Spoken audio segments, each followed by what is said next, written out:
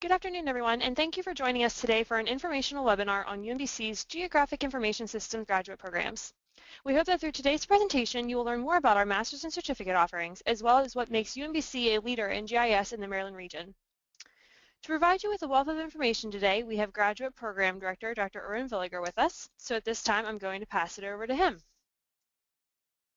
Good afternoon, everyone. I'd like to thank you for joining us for UMBC's virtual information session for the Master of Professional Studies in Geographic Information Systems.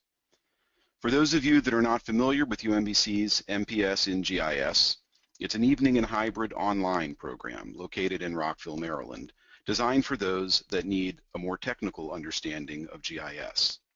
We focus on the systems side of GIS by concentrating on application development, spatial database development, web development and services, and advanced analytics and visualization. If you feel like you need to advance your technical skills, this program is designed for you. Now, we have a full master's degree, but also a graduate certificate, and we're currently developing advanced graduate certificates to focus on specific areas for those that already have a GIS background, but perhaps not the level of technical skills that they're looking for. This information session provides an overview of the program, the institution, and a brief review of the admissions process. Most of the information you'll hear today you can also find on our website, but at the end of the presentation we'll have our website address there. So we'll get to those at the end of the presentation. So let's get started. My name is Erwin Villiger. I'm the director of the program here, the Master of Professional Studies in Geographic Information Systems. I've worked in the geospatial field for over 20 years in the federal government, in academia, and also in the commercial sector. I've led professional development programs designed for this industry for more than 15 years as well. The UMBC MPS in GIS was established in 2008 to address the growing gap between what industry needed and the kinds of professionals that were out there. I'll say specifically the kinds of professionals that were being turned out by academic programs. There was a lack of technical skills coming out of those programs. So things like GIS application development, spatial databases, especially implementations for large enterprises, so in Oracle or Microsoft SQL or similar database platforms. Web mapping and web services, and also advanced spatial analytics. We have a robust, forward-leaning program here that is adapting curriculum to where this industry is going. I'll be touching more on this later as we talk about some of the program specifics. So our agenda today is to kind of go over things. First off, what's unique about UMBC and the program we have here? What are we doing that is going to help you make your decision? I'll talk about the GIS programs and the courses that make up the masters and certificates. Talk a little about your investment in education and the value of this and how it's going to translate to a productive career that the industry is looking for. We'll go over the application process fairly quickly. A lot of information is out on the web, on our website, as I mentioned, and then we'll answer questions at the end as well. So first off, UMBC. Now, University of Maryland, Baltimore County is one of the universities in the university system of Maryland. Obviously, UMBC's main campus is located in Baltimore County, just outside of Baltimore and just off of Route 95. But we are located here in Rockville, Maryland at the Shady Grove campus, which is actually a collaborative campus of a number of universities from the university system of Maryland. There's actually 9 universities here. Now, UMBC is a university that has been around for a long time and has been recognized as a up-and-coming. I'll say recognized as up-and-coming, but this is a recognition that's been going on now for a number of years. An up-and-coming university. It is a university that focuses on a classic liberal arts approach, but pushes interaction between faculty and students down into the undergraduate level. And that really has translated to outstanding undergraduate and graduate programs and experiences for students. We combine an emphasis found in the liberal arts colleges with innovation in research and science and technology. And one of the things UMBC is recognized for is its research and technology programs. Now, the Shady Grove campus, as I mentioned, a collaborative campus. Instead of establishing a unique campus here in Montgomery County for a new university, a collaborative campus was established here for any of the universities in the University System of Maryland. And it was specifically designed as a bridge from Montgomery College and also for working adults and to meet the workforce needs of the local community. So you can see we are convenient to the Washington metropolitan area. We're close to Interstate 270 and ideally located really for providing a program such as this. Speaking of the program, what is it that we offer? We have a Master's of Professional Studies in Geographic Information Systems. It is, the MPS is essentially considered to be a terminal degree, something equivalent to a Master's of Business Administration or MBA, but in this case for GIS professionals. We also have a graduate certificate in Geographic Information Systems, which is fundamentally a subset of the MPS degree. Now, these two programs are really ideally developed for the demands of the industry right now. There's been an increasing use of location-based, or we'll say geographic information, that is really fundamentally transforming businesses and the way they operate.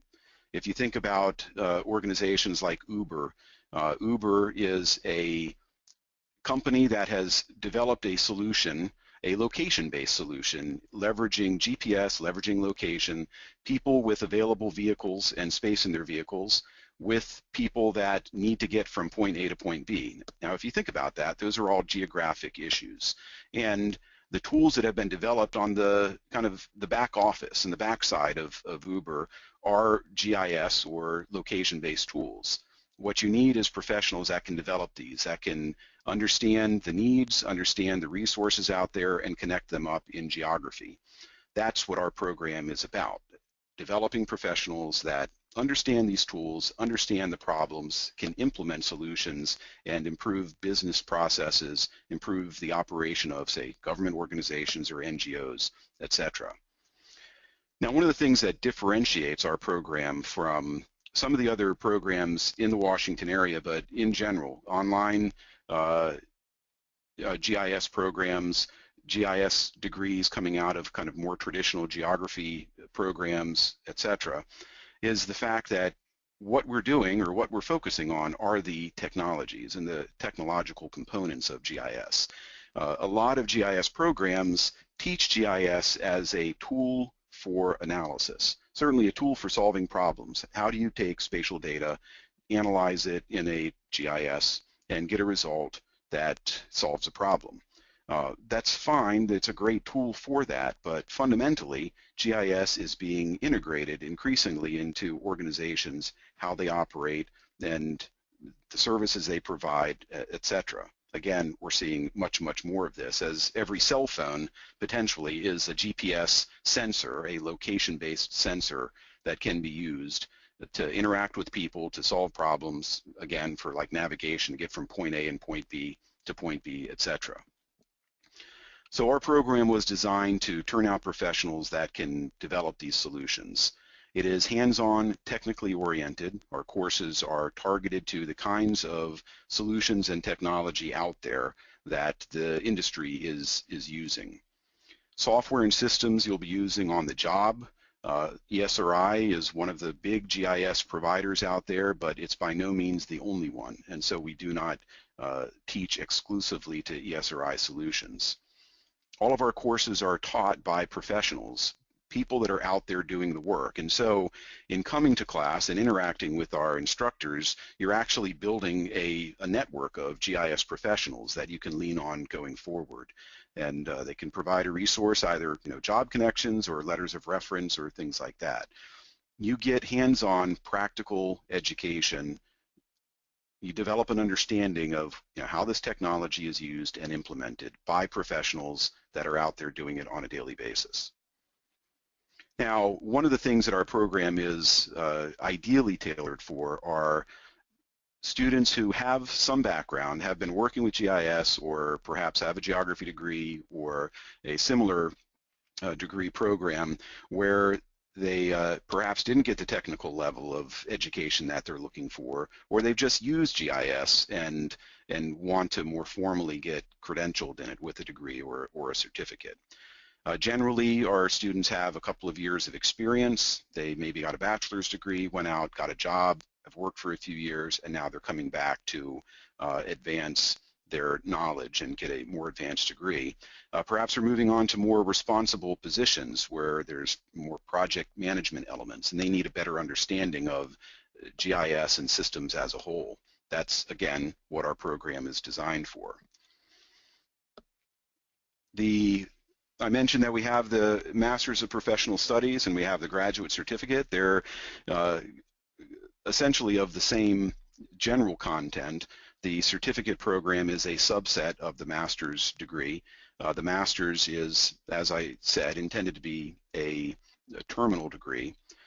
Both of them focus on the information system side of GIS, the IS aspects, and I think one of the things that you'll come to understand as you work with GIS, that how the technology is applied doesn't really matter. The technology behind it, the solutions, etc., once you understand the system, the data, the analytical processes, the technology, programming elements of it, database elements of it, etc., you can apply this technology to any problem or any issue, as long as you can get access to appropriate data. And that's one of the focuses of our program on those specific issues. So the master's is 10 courses, 30 credits. The graduate certificate, 5 courses, 15 credits. We'll look at the specifics on these shortly. I like to think of the certificate as a subset of the master's, but we have some flexibility there as well, which I will touch on.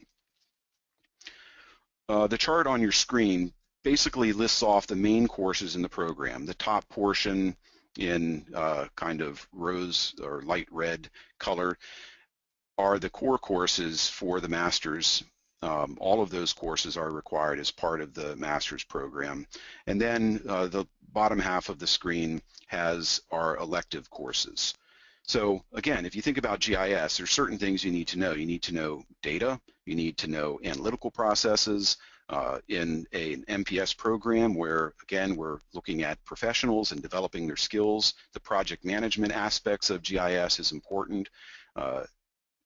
As a function of or a part of technological solutions, application development is important as well. So that basically establishes the core of the program. Now the electives farther down allow a student to tailor their education into specific areas that they're interested in. If you're interested more in the database and systems aspects, there are courses that go deeper into that, such as the advanced spatial data management.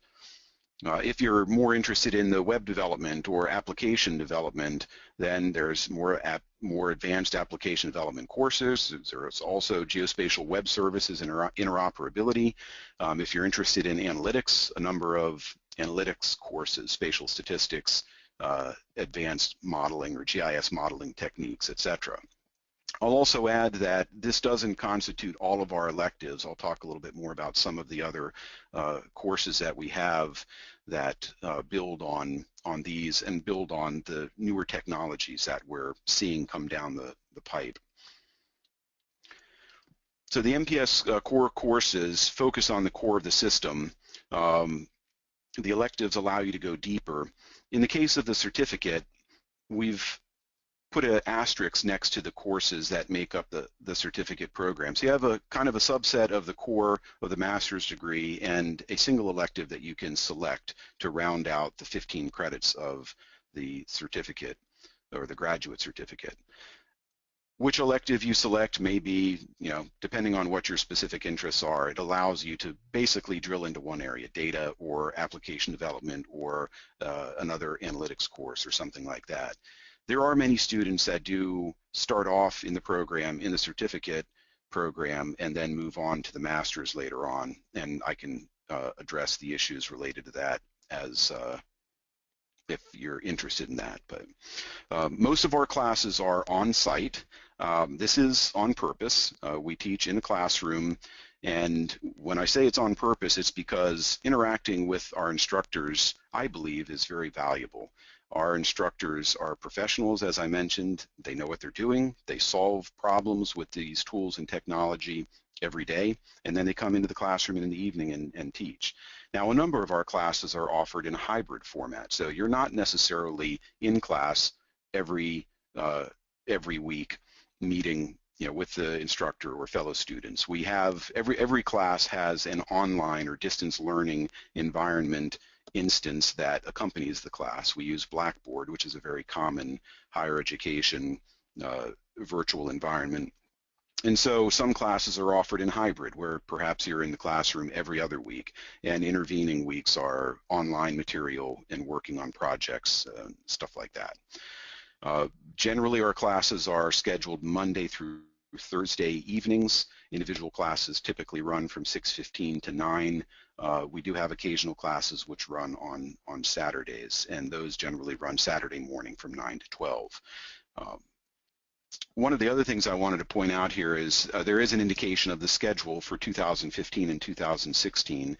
We have a pretty good insight to how courses are going to run over the coming years, and this really allows you to identify classes that you're interested in and select them for the program that you're interested in kind of developing for yourself. So it gives you some insight to where we're going and what's going to be available in coming semesters.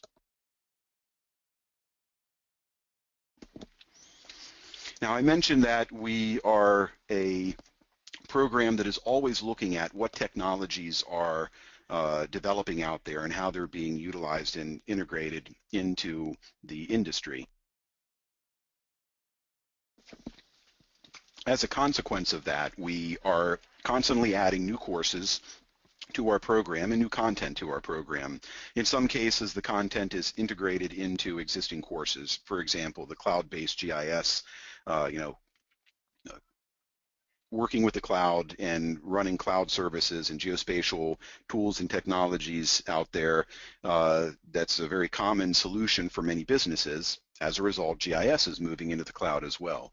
Our Geospatial Web Services course has integrated cloud computing concepts and tools, and that's an area or an environment where you may work with them. Also, the Advanced Databases and data management course does as well. Some of the other topics are ones that are developing, evolving. We often introduce the topic as a one-credit professional seminar, which are required as part of the core courses. And over time, they may get expanded into a full 3-credit class, and I expect that a number of these will. Our mobile applications course running here in the fall is starting off as a 1-credit. It's likely to expand to a 3-credit class. The open source GIS course is another one. With the movement onto the web, movement into the cloud, there have been a lot of developments away from your kind of standard vendor, commercial vendor of GIS software. There is a lot of really good tools that exist that are being used and implemented in the open source community, and those are things that professionals should be aware of, and we make our students aware of by getting them working with those tools. So we're always looking at these new technologies, what is developing, and what's coming down the pipe, and what are the things that our students should know.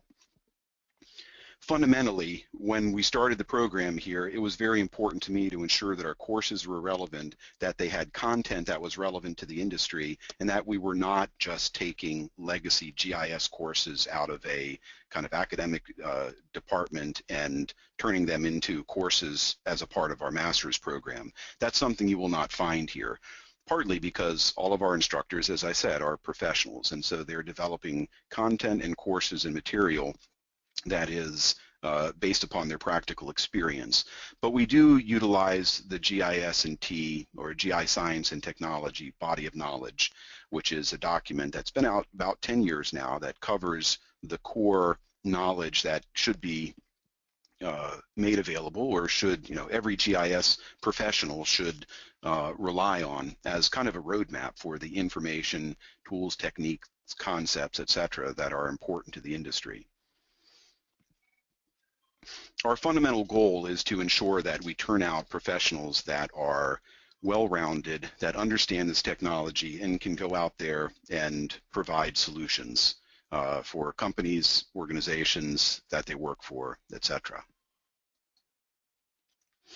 Now, the master's, as I mentioned, is 30 credits. The certificate is 15 credits. For the coursework in-state and out-of-state for the coming semester, $585 per credit for in-state students, $968 per credit for out-of-state students. This is very much a function of an investment, basically, in your coursework, investment in yourself, and investment in your future. The industry is growing steadily. It's been for a number of years, one of the high growth job areas out there identified by the Department of Labor. And I believe in conjunction with biotechnology and nanotechnology was an industry area that the Department of Labor was investing in. The development of mobile applications and location-based services for companies is one of the reasons why this industry is growing so steadily. It means that there's a constant demand for new workers. However, if you look at the kinds of job advertisements there are for GIS professionals, you'll find that often they are technical. It's not just a GIS analyst, but it's a GIS person with application development skills, JavaScript or Python or something like that, or database development skills, so Oracle or Microsoft SQL or one of the open source database platforms, web development, etc. Our program was designed to meet those needs, and so between the coursework that you get, your interaction with your professional instructors, your hands-on experience with the software and the technology, you come out with a set of skills that are desired and desirable out there. And all of our students have been quite successful in finding positions. Many of them take advantage of internships either while they're in the program or immediately afterwards, but we've had some really excellent placement for our students in the industry. If you're interested in applying, there are some basic requirements for the master's, the MPS, and the certificate program. Having an appropriate degree, either a geography, computer science, or information systems background is appropriate.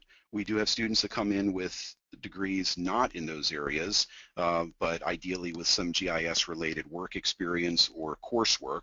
So a degree in biology, but having taken some GIS courses or having been exposed to GIS in some fashion.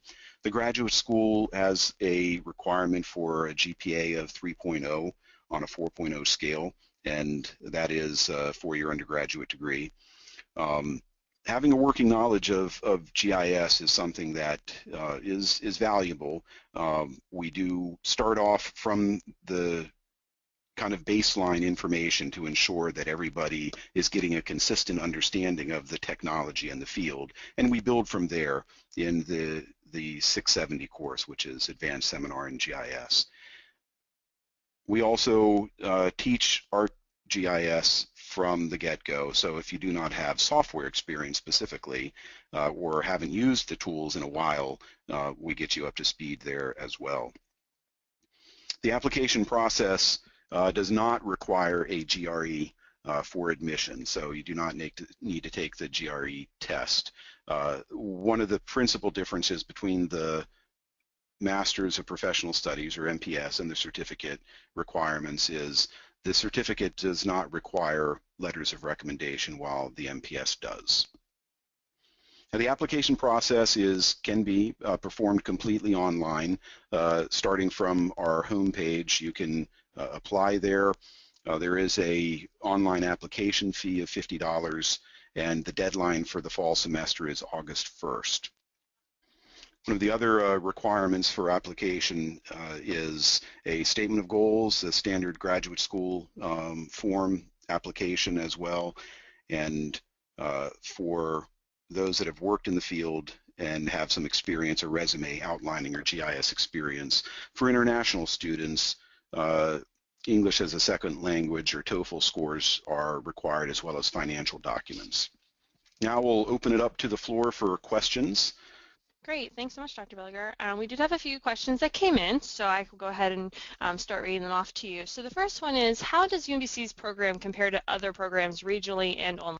I mentioned that there is a difference, and one of the things I'll say, it's kind of, I don't know, not necessarily confusing, but I think it is, it can be. There are a number of degrees that are like a Master of Arts, Master of Science, or Master of Professional Studies in GIS, and even, when you look at them, many of them will have similar classes like spatial data and databases and spatial analysis or things like that.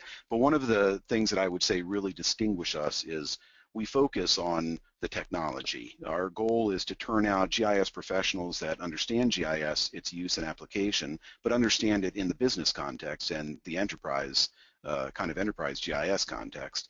And so many of our courses go much deeper into specific areas. So you're not just taking one class in application development, but you may be taking 2, 3, or 4 classes, depending on how far you go down that path in application development. So our electives, our kind of second and third and fourth order classes really allow students to develop fairly substantial skills. Again, focusing on the information systems aspects, we're not just looking at how GIS can be applied or used to solve problems in specific areas. It's one of the reasons why we don't have like GIS for environmental management or GIS for military intelligence or whatever. We don't have application-oriented classes in that regard that are kind of industry specific, because if you understand the tool, you can apply it to any problem that's out there fundamentally. So that I would say is one of our main differences. We're also focused on the professional, so we do not have a thesis requirement. Our courses are in the evenings and weekends, and I think the other value is just being able to interact with professionals that are doing this work, getting in the classroom and being able to interact with them and work through problems is a value that frankly cannot be replicated online. Great, thank you very much. Another question is, what software knowledge would be helpful for new students? How technical do we need to be? With the backgrounds that we're looking for, it kind of goes in 2 ways. On the one hand, students coming in with a computer science or information systems background, they're going to have strong technical skills perhaps coming into the program, but what they may lack is an understanding of geography, geographic information, the unique aspects of geographic information, and how they are dealt with information systems. So in that case, they already have good technical skills, but they're not tailored to our focus or our industry. On the other hand, students coming out of geography or GIS programs, they may have some GIS experience using GIS software. They may have a good understanding of geography, but they do not have technical skills, and that's something that our program is designed to develop. So you can come in without having real technical skills. Fundamental computer skills are important.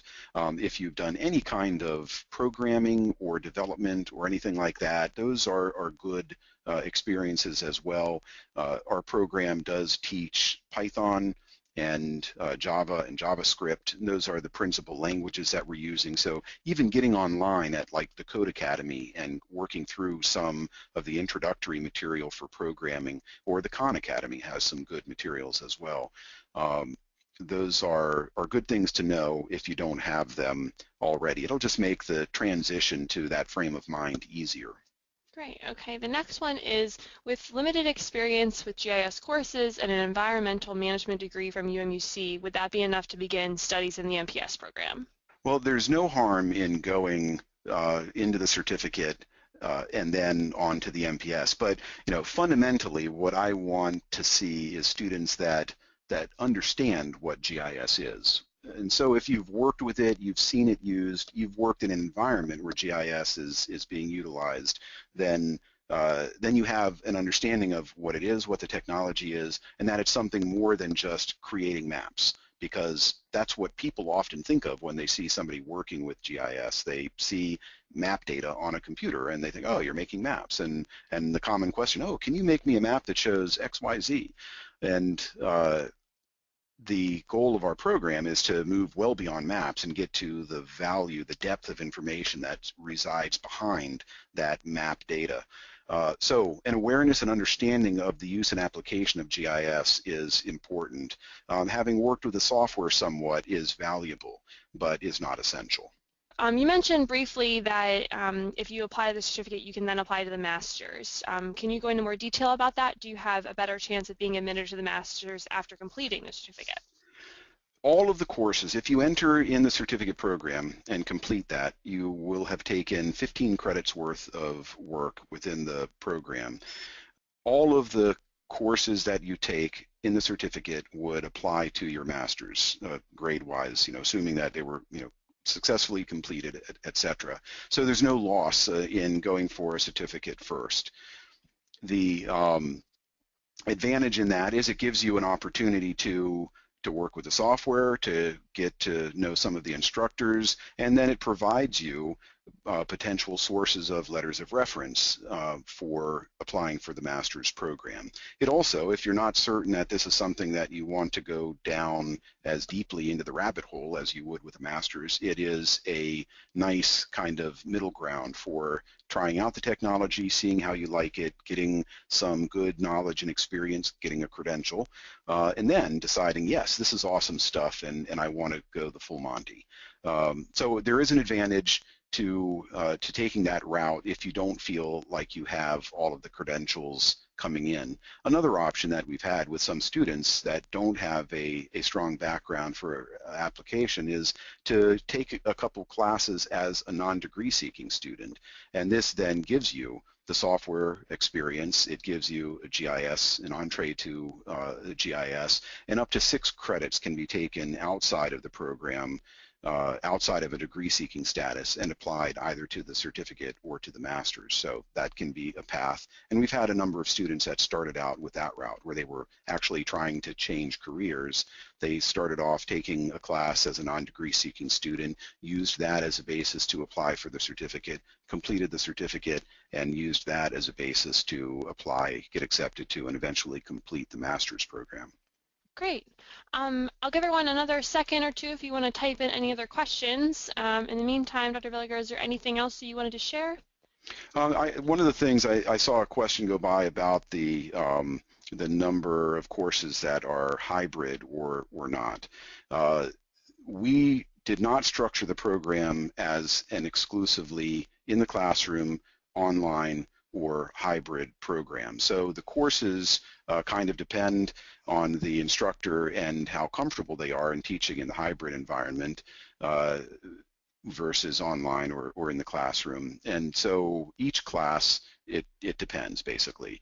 The entree courses 670 and 671 are both offered in a hybrid format, 671 in a less or more limited sense. That was it, actually. I think that's all I had to say. Okay, yeah, no, awesome. So no other questions have came in, so I think that's going to do it for today. So thank you very much for presenting the information. And also for everyone, just so you know, our emails are on the screen right now. I'm Ashley, so if you have any questions about admissions or applications, feel free to shoot me an email. I know a few of the questions came in. I recommended that you talk one-on-one with Dr. Villiger just about your specific scenario, so please feel free to reach out with him as well. And also, as we close down the webinar today, note that it will be available in about 2 weeks online if you want to view it again and get more details one last time. So thank you everyone for joining, and again, Dr. Villiger, thank you very much. Yep, my pleasure. All right, have a good day, everyone.